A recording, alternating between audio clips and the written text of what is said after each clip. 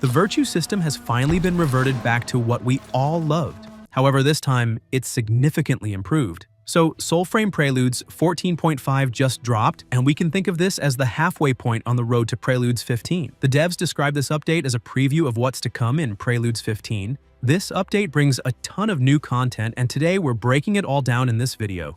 So if you find this helpful at all, please drop a like and subscribe. We're pushing hard toward 1,000 subs, so if you're looking for a dedicated channel for everything Soulframe, hit that subscribe button below, and let's dive right in. This update is called Ode Tempers, and it's all about the brand new weapon type, the Orst 3 Mace. What makes this mace special is that it features a brand new variant system. These weapons drop with random effects and unique properties, meaning no fragments required to craft them. The higher the enemy level, the better the quality of the drops you'll get. You can easily see the weapon's quality tier through its craftwork over here. On top of that, these weapons come with tempers, which are powerful extra buffs that enhance their performance. This entire system is essentially a preview of the new weapon mechanics that will be coming to all weapons in Preludes 15, so we can expect a deeper dive into that when the next major dev stream drops. However, Steve, the CEO, pointing to a late May or early June release for the Preludes 15. The equipment UI has also just got a full refresh and redesign to make room for the new weapons, and it now shows a lot more useful details on your gear. When you inspect any piece of equipment now, you'll immediately see new info like Forged, which is the exact time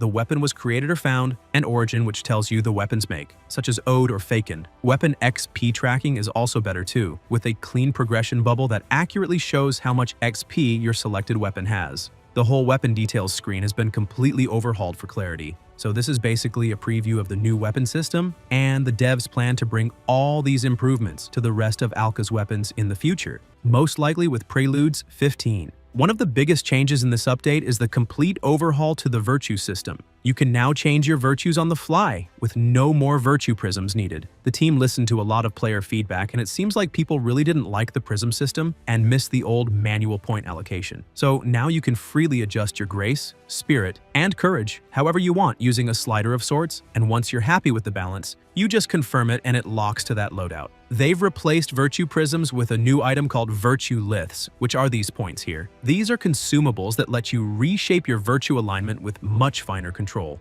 To use one, head to the Virtue tab in the arsenal, select Balance, then spend a lith, tweak your ratios with the slider, then hit Confirm to lock it in, or revert if you want to go back. Everyone automatically received 5 Virtue liths, plus 3 extra for every Virtue prism you previously owned, excluding the starting ones. You can earn more by completing the Siege of Fort Curlail, defeating the Agari, or finishing Omen Beast and Ancestor Fables. Founders also got a nice boost, so Wild Bundles now give 3 liths each, and existing founders had their prisms converted into 9 liths. Another big quality of life change is the inventory capacity rework. So to prepare for the upcoming loot and weapon systems, the old weapon capacity and packed capacity have been completely removed and merged into one universal storage capacity. That means armor is now also counted toward this total, however talismans are still excluded. All players now start with a base storage capacity of 50. You can also buy a new storage capacity bundle from Zenith's Wares for 150 arcs, which gives you an extra 50 slots. To make the transition fair, everyone automatically received storage capacity bundles based on whatever weapon and pack capacity they owned before. Plus, all your currently owned weapons, packs, and armor have been properly accounted for, so nothing gets lost or restricted. Any arcs you previously spent on weapon or pack capacity have been refunded, minus the value of the new bundles you received. On top of that, they've added some nice new world content in Midrath. You can now swim in Midrath's waters, and the region is packed with new encounters, new points of interest, and mysterious things to discover, whatever that means, but we will soon find out. So the world trees are especially one of the best things they added to this update. When you get close to one, you'll be able to see other players who are currently near their own world trees. You can even invite them straight into your session.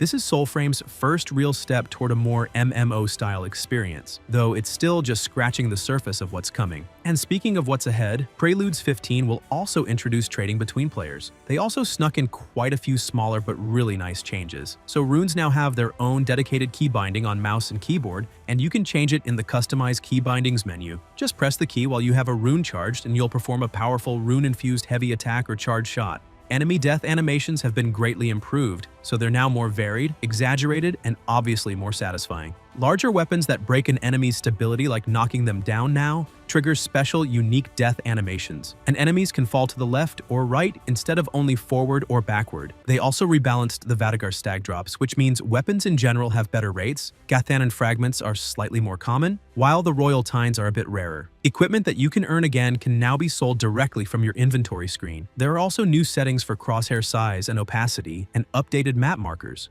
Other tweaks include increased stagger damage from thrown melee weapons, fewer grenades from Ode soldiers, full damage immunity while pulling Navalha from the sand to start a duel, Nimrod's voltaic slam telegraph now expands outward instead of shrinking in, and new visual effects when you activate Hurlwind. And yeah, guys, that's pretty much the update, so be on the lookout for a new video coming soon about my impressions about this one, and don't forget to like and subscribe, and I'll see you in the next one.